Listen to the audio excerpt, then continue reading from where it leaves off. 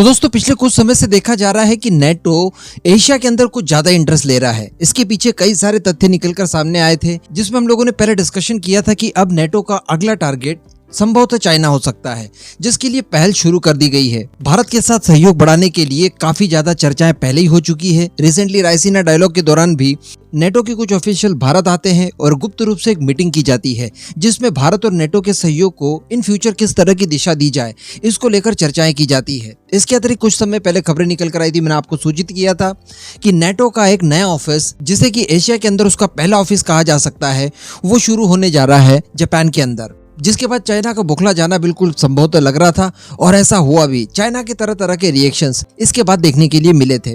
इसके अतिरिक्त देखा जाए अगर अमेरिका के अलग अलग ऑफिशियल और नेटो संबंधित अलग अलग ऑफिशियल, तो कई बार ये लोग कह चुके हैं कि भारत के लिए डोर खुले हुए हैं, जब चाहे तब भारत नेटो ज्वाइन कर सकता है।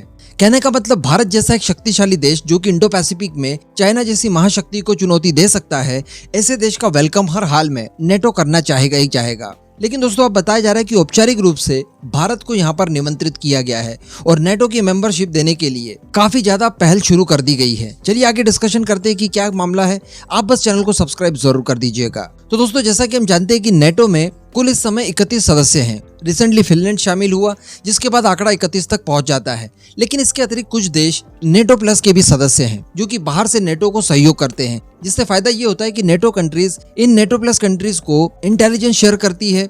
इसके अलावा कई सारे क्रूशल हथियारों की टेक्नोलॉजीज भी साझा की जाती है। अब नेटो प्लस की अगर बात की जाए तो इसमें इजराइल है, जापान है, ऑस्ट्रेलिया है, न्यूजीलैंड है, साउथ कोरिया है। तो इस तरह के कुछ गिने चुने देश नेटो प्लस में शामिल है। एक गलतफहमी कुछ लोगों को जरूर है, जो कि मैं आपको दूर कर दूं।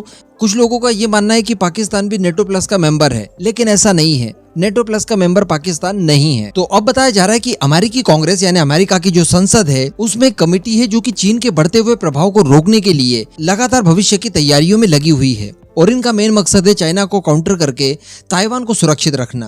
तो अब बताया जा रहा है कि इसी कमेटी की तरफ से ऑफिशियली इस बात की सिफारिश की गई है कि भारत को नेटो प्लस का सदस्य बनाया जाए, जिससे फायदा ये होगा कि नेटो प्लस समूह को काफी ज्यादा मजबूती मिलेगी, क्योंकि नेटो प्लस में अगर देखा जाए तो चाइना के आजू बाजू वाले देश उसमें ज्यादा मौजूद हैं। तो अगर भारत भी नेटो प्लस को ज्वाइन कर लेता है तो नेटो प्लस की ताकत अपने आप में काफी ज्यादा बढ़ जाएगी, जो कि चाइना को काउंटर करने में बहुत ज्यादा आसानी प्रदान करेगी। और इससे दूसरा फायदा ये होगा कि अमेरिका के साथ भारत के रिलेशनशिप भी और ज्यादा मजबूत होंगे। इसी के साथ साथ इस कमेटी ने यह भी सिफारिश की है कि ताइवान को बचाने के लिए जो हमारी पॉलिसीज हैं, उनमें कुछ और परिवर्तन किए जाएं और ताइवान को लेकर अमेरिका द्वारा जो एक्ट बनाया गया है, उसमें इस तरह के बदलाव किए जाएं कि ताइवान और चाइना को लेकर जो भी स्थिति इस समय है, उसमें बिल्कुल भी किसी तरह का कोई बदलाव न आ सके। अब आप बताइएगा नीचे कमेंट करके कि क्या भारत ने नेटो प्लस ज्वाइन करना चाहिए या फिर नहीं।